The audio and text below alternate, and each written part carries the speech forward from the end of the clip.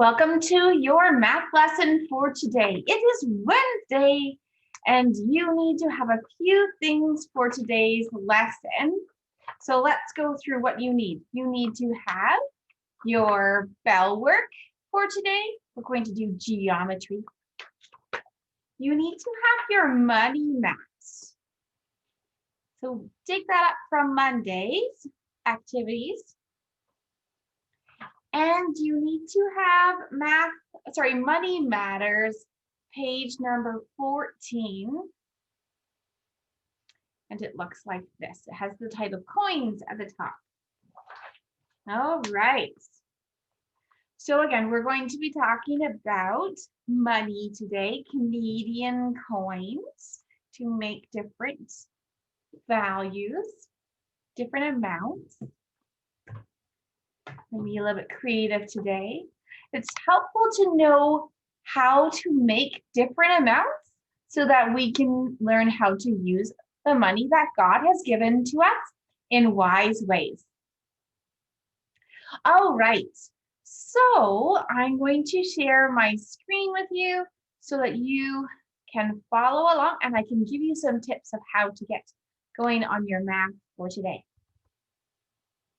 All right, here we go. We're not going to do Monday. We already did that. Not going to do Tuesday. Did that already. Oops. I'm just going to go over here to scroll down.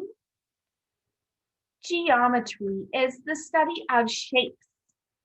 Shapes can be fun. We can see them all around us. We use shapes a lot more than we realize, I think. You look around for different shapes today, you will discover them everywhere, I'm sure of it. Wednesday geometry.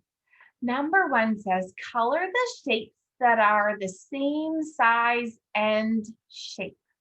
So color the shapes that are the same size and shape. Notice it doesn't matter what direction, the orientation doesn't matter. All right, that's a clue. Number 2, it says draw a hexagon.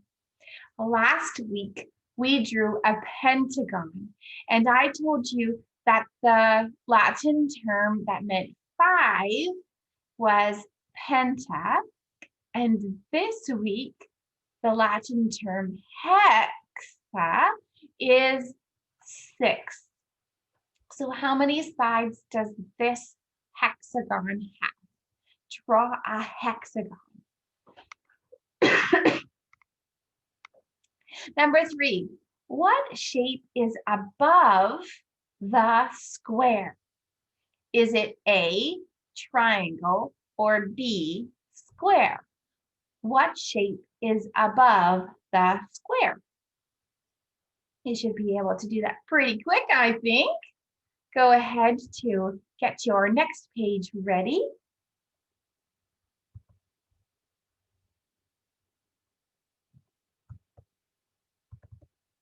Okay, this is the one we need today. Coins. Choose the coins you need to buy these things. Draw them next to the toy in the box. Deep breath. It's okay. The coins that you will need to buy each of these items they're on your money mat. So that's why I said have your money mat ready for today's math. You can only make these amounts that are on your page using the coins that are on your money mat. Now, each item you might be able to make that value, the price tag, in a few different ways, just like your activity from yesterday, from Tuesday's math. But today I want to challenge you in drawing as few, that means the lowest number of coins possible to make each price tag. Okay, so you can buy each item with the smallest number of coins that still matches the value. For drawing the coins, I don't want you to draw the fancy picture on the coin that is on the obverse side. I just one, sorry, on the reverse side, I only want you to draw a circle with the money amount that matches the coin you are choosing. For example, if you want to buy something on the page that you want to use 1 penny for, then you are going to draw a 1 with the symbol for cent and circle it. Here, I've drawn it on my whiteboard. So this is the symbol or the way that you would draw a penny.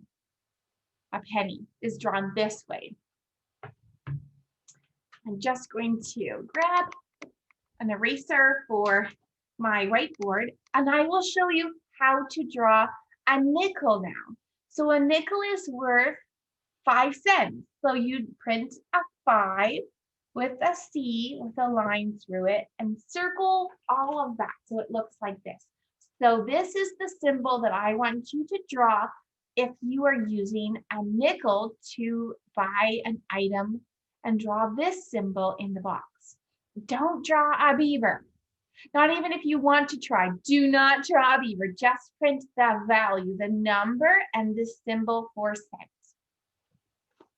All right, now if you would like to use a dime, because a dime is on our money mat, how much is a dime worth? Look, how much is a dime worth? That's right, 10 cents. So you print the number 10. Don't circle just a 10. You need to print the symbol for cent and circle that whole thing. Now, let's say you want to use 3 of these dimes, then draw 3 exactly the same. You're allowed to use more than 1 of each coin, but you only can use the coins that are there. Don't use your imaginary coin that you made up on Monday.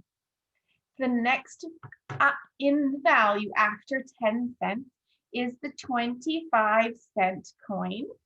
So you print a 25, put the cent symbol there and circle it. That's how you would show or draw a quarter for this page.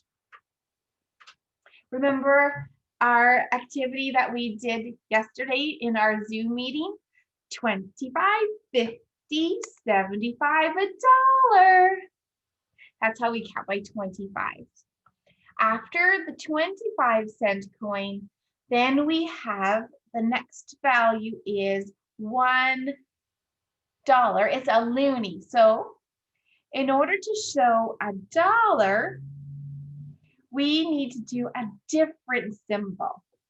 We would print the number 1 just like a penny, except this one you have to print an S with 2 vertical lines through it, and then a circle around. Make sure that when you are buying the items on this page, that you don't go over the amount that it is listed as a price tag.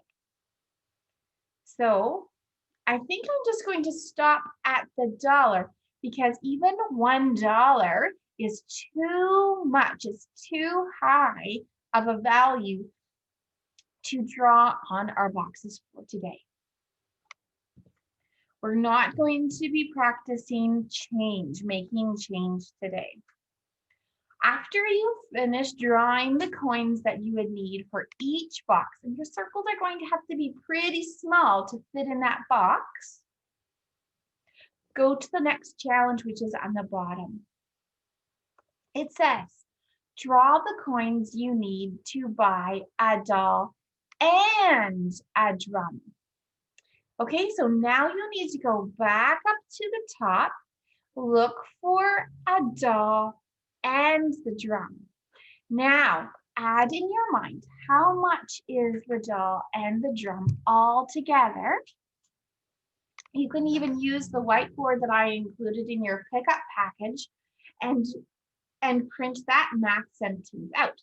10 plus 30 equals, then you're going to, on the bottom of your page, draw out the coins that you would need to buy both of them. Okay, so again, use the smallest number of coins. So if you can buy it with 2 coins instead of 4 coins, then choose the 2 coins instead, without going over the amount. All right, now it says, draw the coins you would need to buy a paint set and a teddy bear. Again, you need to add up those 2 amounts and draw the coins that you would need to buy both of those items. And finally, it says, draw the coins you would need to buy a bag of marbles and a bat and ball set. So add up the values for those 2 items and draw the coins you would need to buy those 2 items together. Okay, for each of these questions, for each of these items to purchase, you could draw a different amount, different kinds of coins that add up to the same amount.